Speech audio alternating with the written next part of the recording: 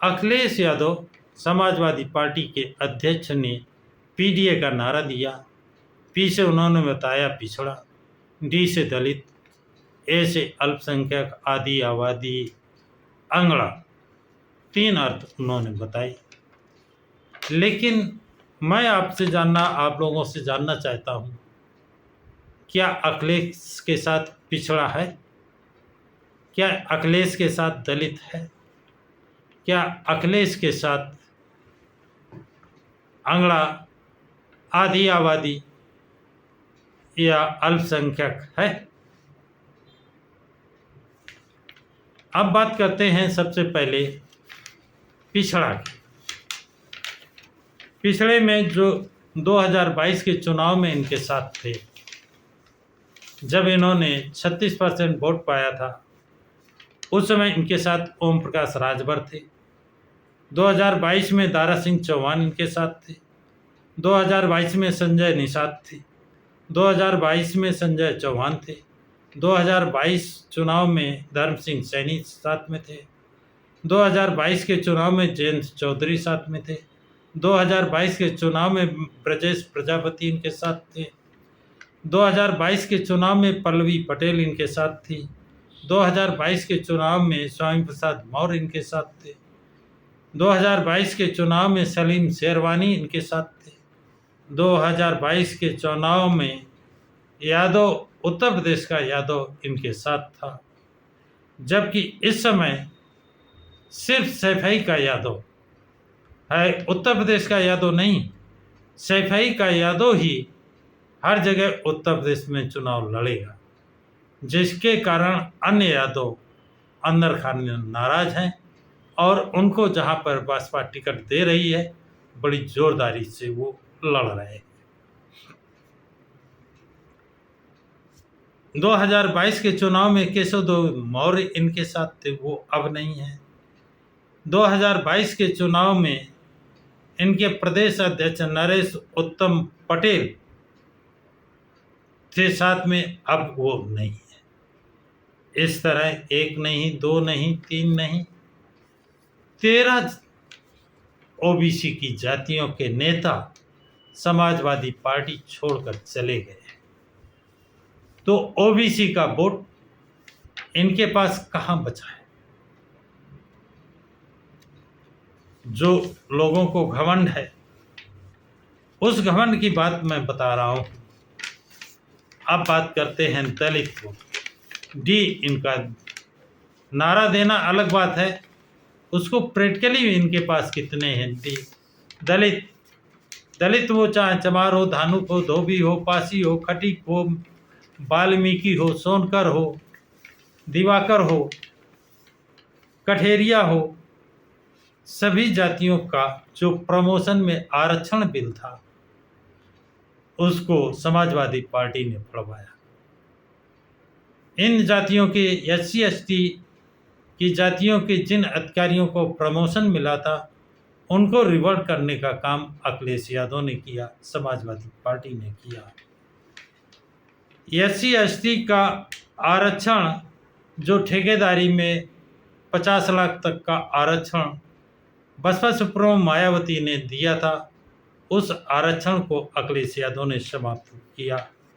छात्रवृत्ति जो 0 बैलेंस पर छात्रों की, SC ST के छात्रों की प्रवेश होता था, उसको अखिलेश यादव ने समाप्त किया। SC ST की छात्राओं का इंटर तक निःशुल्क शिक्षा थी, उसे अखिलेश यादव ने समाप्त किया। SC ST के महापुरुषों के नाम जो जिले बने थे, उन जिलों के नाम बदलने का काम अखिलेश यादव ने किया। SC ST की जो ज़मीनें मिली थी, उन ज़मीनों को बिकवाने का काम अखिलेश यादव ने किया। डॉक्टर भीमराव अंबेडकर पार्क को अय्याशी का अड्डा बताने वाली समाजवादी पार्टी है कि ऐसे जिन्होंने संविधान बनाया, उनके नाम बने पार्क को अय्याशी का अड्डा समाजवादी पार्टी बताती है। डॉक्टर अंबेडकर पार्क में लगी मूर्तियों को तोड़वाने का काम समाजवादी पार्टी ने किया। ज्योतिबा फूले, सावित्रीबाई फूले, ईवी रामास्वामी, छत्रपति साहूजी महाराज जो आरक्षण के जनक माने जाते हैं, संत गाडसे, नारायणा गुरु, बाबा साहब डॉक्टर भीमराव अंबेडकर, मनवर काशीराम, मायावती के स्मारक पर बुलडोजर चलवाने की घोषणा समाजवादी पार्टी करती है। समाजवादी पार्टी डॉक्टर भीमराव अंबेडकर के नाम बने पार्क को ज्ञानेश्वर मिश्रा के नाम से पार्क करने का काम किया। इस तरह अखिलेश यादव ने, समाजवादी पार्टी ने SC/ST के महापुरुषों के नाम बने स्मारक और जिलों का नाम बदला, उनकी छात्रवृत्ति खत्म की, उनका स्कॉलरशिप खत्म किया, उनको छात्रावास में रहने की सुविधा समाप्त की। तो इनके साथ SC/ST, अनुसूचित जात, अनुसूचित जनजाति के लोग कहाँ खड़े नजर आते हैं। अपवाद के तौर पर कुछ लोग तो हर जाति में मिल ही जाते हैं। अब बात करते हैं ए का मतलब है अल्पसंख्यक, अंगड़ी आबादी, आधी आबादी।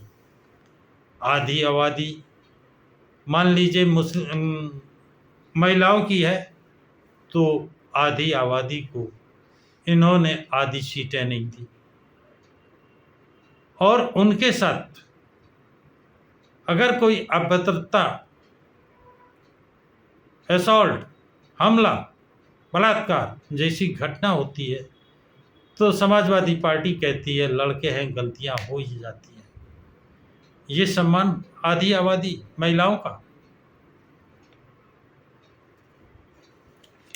इतना ही नहीं,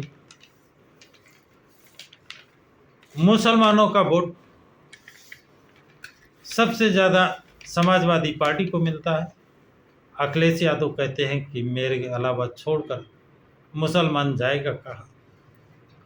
और ये चीज़ उन्होंने 2022 में इसके पुख्ता सबूत मिल गए। इसलिए अखिलेश यादव ने उत्तर प्रदेश की 80 लोकसभा सीटों में मात्र 4 लोकसभा प्रत्याशी दिए, जबकि मनवर काशीराम कहते थे जिसकी जितनी संख्या भारी उसकी हिस्सेदारी। बसपा सुप्रीमो ने 23 मुसलमानों को टिकट दिया है। राजपथ चैनल के संपादक सैयद कासिम कहते हैं कि आपको अपना प्रतिनिधित्व चाहिए तो आपको अपने समाज के लोगों को चुनकर लोकसभा, विधानसभा में भेजना पड़ेगा। जब वो लोकसभा में जाएंगे तभी आवाज़ उठा पाएंगे। उदाहरण के लिए 2014 में बसपा को कोई सांसद नहीं जीता था, लेकिन समाजवादी पार्टी के 4 सांसद जीते थे और चारों के 5 के 5 सांसद सैफई परिवार के थे। एक भी मुस्लिम समाज का सांसद नहीं जीता था।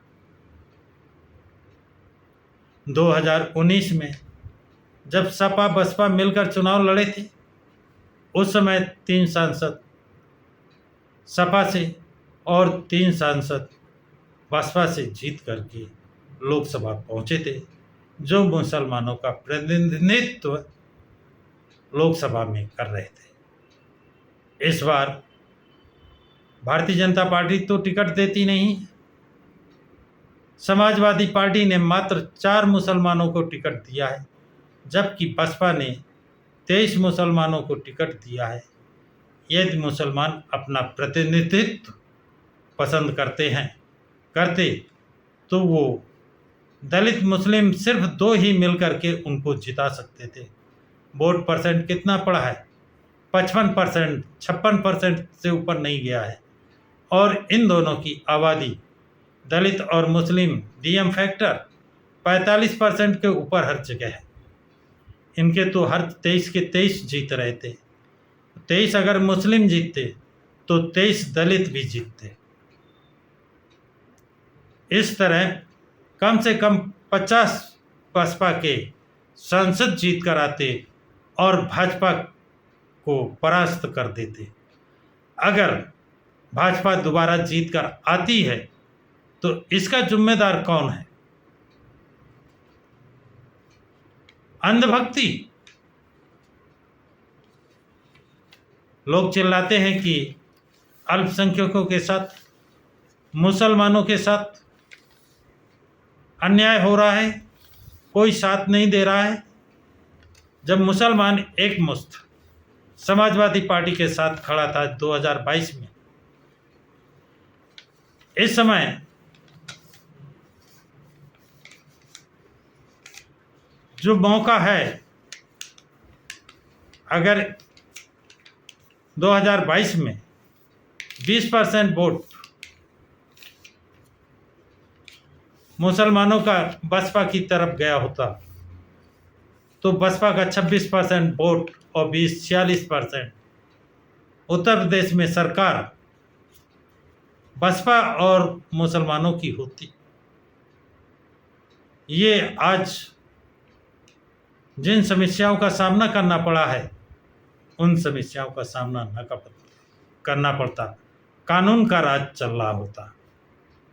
अब ये देखना ये है कि आगे जो 4 चरण का चुनाव बचा है, उसमें मुस्लिम समाज का रुख रुझान क्या रहता है, वो किसके साथ खड़ा होता है, ये रिजल्ट 4 जून को पता चलेगा। 2022 विधानसभा चुनाव के बाद मुसलमान अपने को ठगा महसूस कर रहा है, लेकिन उसके लिए जिम्मेदार कौन है? उसके लिए जिम्मेदार मेरे हिसाब से मुसलमान ही है, कोई और नहीं। और 2024 में मुसलमानों का रुख रुझान क्या होगा, ये उनके ऊपर निर्भर करता है। राजपथ चैनल के संपादक सैयद कासिम ने कहा, अपने चैनल पर उन्होंने कहा, अगर आप अपना प्रतिनिधित्व चाहते हैं तो अपने जो उम्मीदवार हैं, मुसलमान उम्मीदवार हैं, उनको चुनाव क्यों नहीं जिताते? अगर आप उनको चुनाव जिताएंगे तो वो आपकी लोकसभा में बात रखेंगे, आपके साथ जो जोर ज़बरदस्ती जो चास्ती होती है उसको उठाएंगे। जब आप अपना प्रतिनिधि ही चुनकर नहीं भेजेंगे, आप दूसरे की दरी बिछाते रहेंगे, तो आपकी बात वहाँ रखेगा कौन? तो साथियों, ये जानकारी आप लोगों को कैसी लगी? कमेंट्स बॉक्स में कमेंट्स जरूर लिखें तथा इस वीडियो को लाइक और शेयर करें। प्रकाश की राख चैनल को सब्सक्राइब